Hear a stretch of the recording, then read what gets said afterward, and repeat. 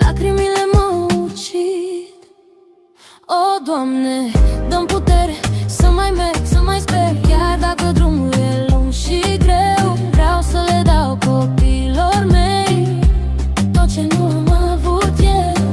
Dă-mi putere să mai merg, să mai sper. Chiar dacă drumul e lung și greu, vreau să le dau copiilor mei tot ce nu am avut eu.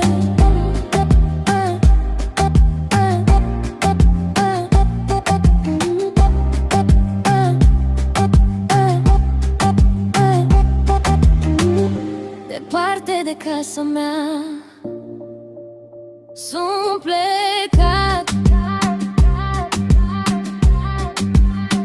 Am plecat pentru un strop de bine, alerg pentru o pâine, o pâine albă să pun.